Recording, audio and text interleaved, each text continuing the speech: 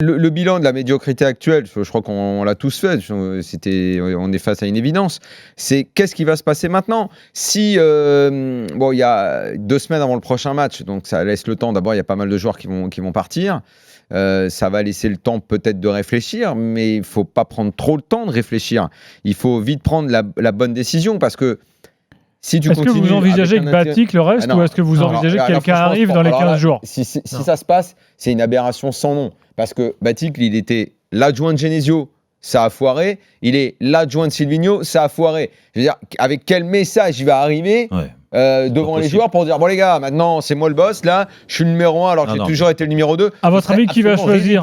Juninho ou voilà ? Le mec qui arrive, il doit venir avec ses adjoints.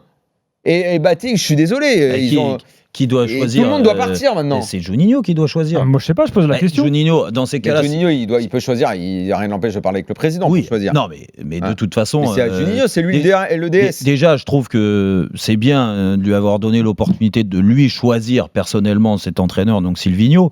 Aujourd'hui, il a fait une erreur. Écoute, t'as le droit, tout le monde a le droit de faire des erreurs. D'autres. Mais bien sûr qu'il faut voir tout le monde, le comité, là, pas que Jean-Michel Aulas, et essayer de continuer que ce club soit dans la reconstruction, mais aille au bout, parce que c'est vrai que si tu fais machine arrière, c'est-à-dire que si c'est Aulas qui choisit son entraîneur, on sait quel type d'entraîneur, vous l'avez dit tout à l'heure, quel type d'entraîneur ça va être, et dans ces cas-là, est-ce que tout le monde sera satisfait à Lyon ? Je pense pas.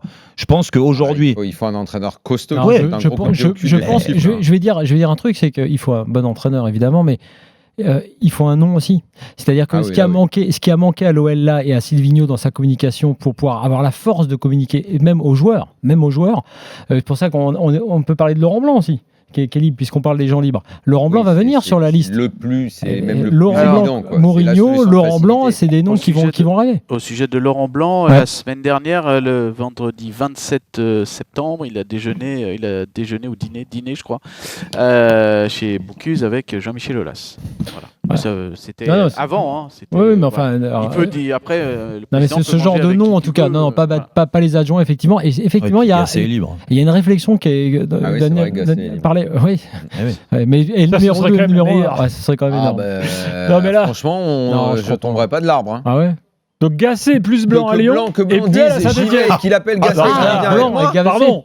Que Blanc passe un coup de fil à Gasset pour lui dire viens avec moi. Franchement, je serais pas. Je serais Gasset en seul. Non, Gasset mais que le duo soit reformé pour aller à Lyon. Non, mais Gasset, il va pas aller là en 2 alors qu'il a refusé de revenir en 1 à Saint-Etienne il y a 3 jours. En 3.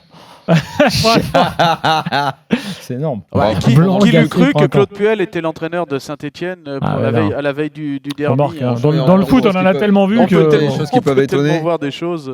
Non, mais que Laurent Blanc vienne avec Gasset alors qu'il a toujours fait sa carrière dernièrement avec lui.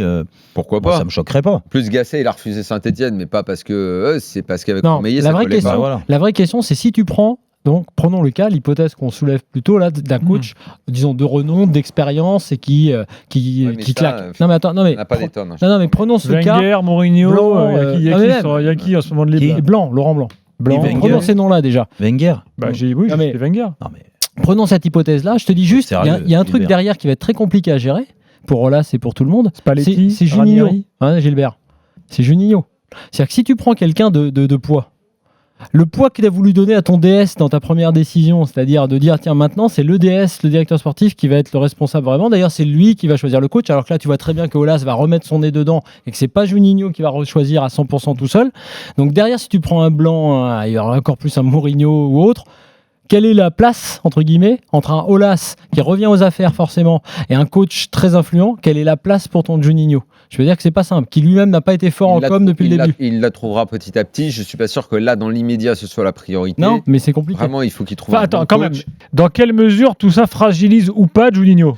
Après, Juninho, ça va vraiment être difficile de savoir exactement. Alors, pour l'instant, je relis le texte. Pendant le déroulé de cette procédure, l'entraînement sera assuré par Gérald Batik, il n'y a pas le mot intérim, sous la direction du directeur sportif Juninho. Donc, quelle est sa place exacte? Dans le communiqué, c'est important que Juninho soit cité. Après, on verra demain, l'entraînement est à 16h, peut-être qu'il y aura un point presse par rapport à tout ça. Pour l'instant, on est vraiment dans l'expectative, savoir exactement quel rôle il va avoir, en sachant qu'il, lui, n'a pas les diplômes pour être entraîneur. mais il peut bien évidemment sur le banc et Gérald Batic a les diplômes. Bon, en tout cas, logiquement, à terme. Merci Edouard, en tout cas, pour toutes les infos. Avant demain soir, il est évident que Juninho doit donner une conférence de presse. C'est le directeur sportif, il faut absolument qu'il explique. Très rapidement. Si Juninho ne parle pas là, dans les 12, à peine même pas 24 heures, là c'est que vraiment Juninho il est venu pour faire le pantin, quoi.